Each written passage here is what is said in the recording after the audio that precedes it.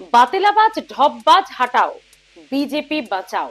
2021 সাল থেকে বঙ্গ বিজেপি বাতিলাবাজ ঢপবাজের নেতৃত্বে লড়াই করছে, চলছে, এবং শুধুই আমরা হেরেই চলেছি। দিলীপ দা, তোমায় পশ্চিমবঙ্গের রাজনীতিতে সক্রিয়ভাবে বিজেপিতে চাই। পশ্চিমবঙ্গে বিজেপির দায়িত্ব নাও দিলীপ দা। এবং মহারাষ্ট্রে আদি বিজেপি নেতাদেরকেই ভরসা করা হয়েছে। মহারাষ্ট্রে আরএসএস সংগঠনকে চাঙ্গা করে চালিয়ে গেছে এবং শীর্ষ নেতৃত্ব সেটার উপরেই ভরসা করেছে। সেজন্যই মহারাষ্ট্রের ফলাফল গেরুয়াময়।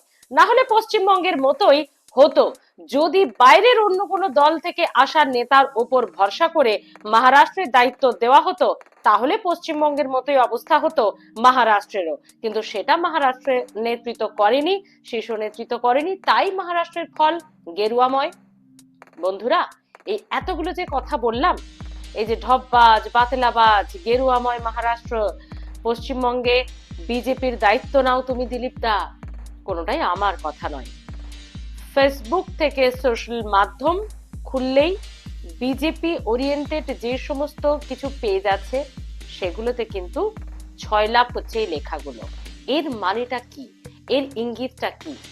দেখুন, 2019 সালে মেদিনীপুরে জয়লাভ করেছিলেন দিলীপ ঘোষ। 2024 আমরা কি দেখলাম?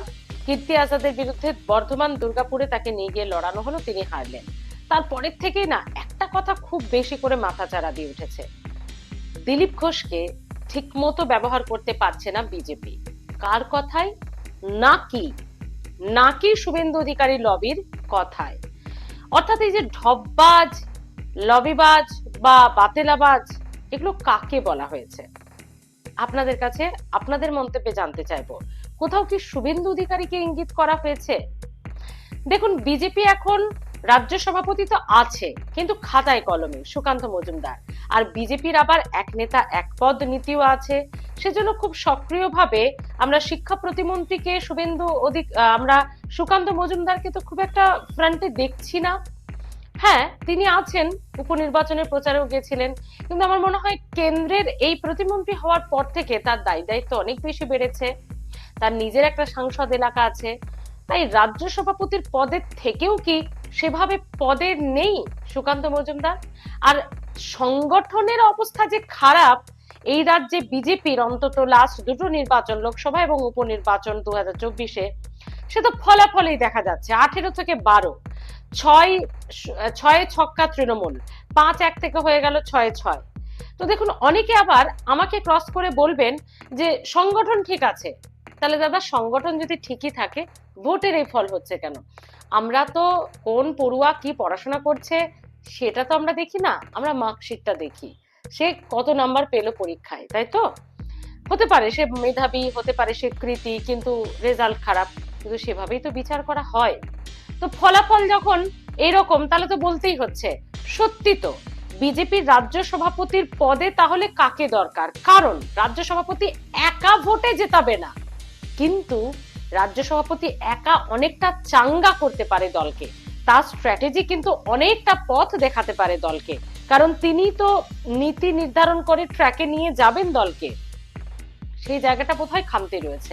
নাহলে বিগত বেশ কিছুদিন ধরে রাজ্য বিজেপিকে জুড়ে সোশ্যাল মাধ্যমে দিলীপ ঘোষের নাম করে রাজ্য সভাপতির পদকে কেন্দ্র করে কিন্তু এই ধরনের লেখালেখি চলছে। আপনারা কিভাবে দেখছেন? একটা জিনিস তো এটা মানতেই হবে, দিলীপ ঘোষের বক্তব্য যদি আমরা বলি, মানে দিলীপ ঘোষের প্রসঙ্গে যদি বলতে হয়, তার আমলে কিন্তু দল একটা অন্য পর্যায়ে পৌঁছেছিল। আবার আমাকে মার্কশিটে আসতে হবে, মানে ভোটের ফলাফলে। তার রাজ্য সভাপতি থাকাকালীনই কিন্তু আমরা দেখেছি যে বিজেপি 77 হতে, তার পরবর্তী সময় কি হলো, যখন তাকে সরিয়ে দেওয়া হলো সমস্ত পদ থেকে, যখন তাকে অন্য সিট থেকে লড়িয়ে হারলো, 67 হয়ে যাচ্ছে। ধীরে ধীরে ধীরে সব অন্য দলে পালিয়ে যাচ্ছে।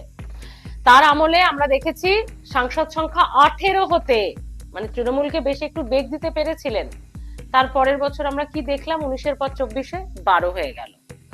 তো এগুলো তো প্রশ্ন তুলছে যে দিলীপ ঘোষ একটা দক্ষ সংগঠক যে ছিলেন, তিনি যে সুবক্তা ছিলেন, তিনি যে ভোকাল টনিক দিতে পারেন সংগঠনকে, একেবারে মাটি কামড়ে থেকে তিনি যে লড়াই করতে পারেন, একটা দিক তো এটা বটেই।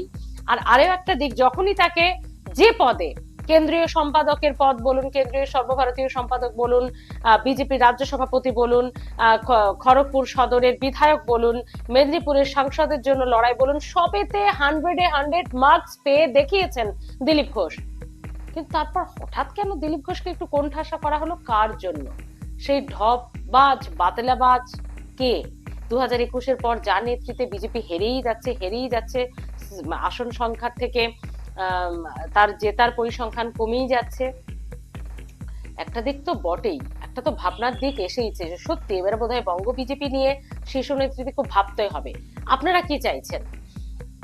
আবার আরো একটা দিক আছে বন্ধুরা, তথাগত রায়ের মতো বর্ষিয়ার নেতা বিজেপির একটা অংশ কিন্তু শুভেন্দু অধিকারীকে কিছুদিন আগে সোচ্চার হয়েছিলেন যে তিনি হন রাজ্য সভাপতি, কারণ তিনি ভালোভাবে দলকে এগিয়ে নিয়ে যাচ্ছেন বা এগিয়ে নিয়ে যেতে পারবেন।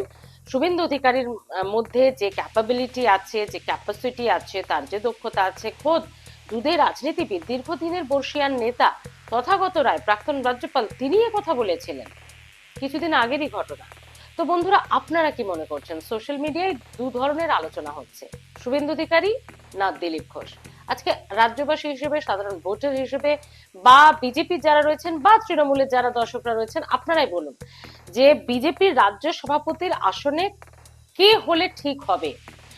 সুকান্ত মজুমদারের একটা দায়িত্ব এখন মন্ত্রকের পড়েছে, হয়তো তিনি সেভাবে সময় দিতে পাচ্ছেন না। তো আপনাদের কি মনে হয়, সত্যি দিলীপ ঘোষই পারবেন এবার বিজেপিকে আগের অবস্থায় ফিরিয়ে আনতে, বা একটা শক্তিশালী দল, বিরোধী দল তৈরি করতে, যেখানে যে দলটা বেগ দিতে পারবে তৃণমূল কংগ্রেসকে, প্রত্যেকটা নির্বাচনে সিট কমতে কমতে এরকম নিচের দিকে আসবে না? আপনাদের কি মনে হয়? নাকি শুভেন্দু অধিকারী? একটা তো ঠিক, এই বিষয়টা আবার বলতে হয়, শুভেন্দু অধিকারী কিন্তু খুব গরম গরম কথা বলেন, একেবারেই নিচু তলার কর্মী সমর্থকদের জনমোহিনী একটা কথা বলার চেষ্টা করেন, তাদেরকে একটা ভোকাল টনিক দেওয়ার চেষ্টা করেন। যেমন কে পরিষদীয় বৈঠকের পরপরই বলে দিলেন, দেখুন সীতায় হারোয়াতে আমরা কোনোদিনই জিতবো না, এটা আমরা জানি, কিন্তু তালডাংরা, মাদারিহাট, মেদিনীপুর, এই সমস্ত কেন্দ্রগুলি তো 2026-এ বিপুল ভোটে নাকি জয়লাভ করবে বিজেপি। আমি বলছি না, শুনুন শুভেন্দু অধিকারীর বক্তব্য। ভারতীয় জনতা পার্টি মানুষের মধ্যে আছে। আমি আবারও বলি, নৈহাটি, তালডাংরা, মেদিনীপুর এবং মাদারিহাট সাধারণ নির্বাচনে বিজেপি জিতবে। আর সিতাই আর হাড়োয়া আমরা কখনো জিতবো না। সিতাইতে 40% মুসলিম ভোট একসঙ্গে ভোট দেয় মুসলিম লীগকে, মুসলিম লীগ 2 মমতা ব্যানার্জিকে, আর হাড়োয়াতে 80% মুসলমান, তারা মমতাকেই ভোট দেয়। বিজেপি কি সত্যি এবার কংগ্রেসের মতো সাইনবোর্ড পার্টিতে হয়ে পরিণত হবে, নাকি এখনো সময় আছে, কিছুটা দিন, 2026 এখনো 1-1.5 বছর সময় আছে, যেখানে দিলীপ ঘোষকে এনে বিজেপিকে একটা শক্তিশালী সংগঠন দিতে পারবেন তিনি, এমনটা মনে হচ্ছে? কি মনে হচ্ছে আপনাদের?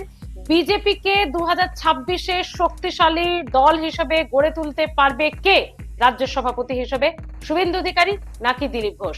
যে লেখালেখি ইতিমধ্যেই সোশ্যাল মিডিয়ায় শুরু হয়েছে, সেটা কি কিভাবে দেখছেন আপনারা? কতটা যুক্তিযুক্ত? অবশ্যই জানান আপনার মতামত। আপনার কমেন্টের আশায় থাকলাম। ভালো থাকবেন বন্ধুরা, কমেন্ট করতে ভুলবেন না।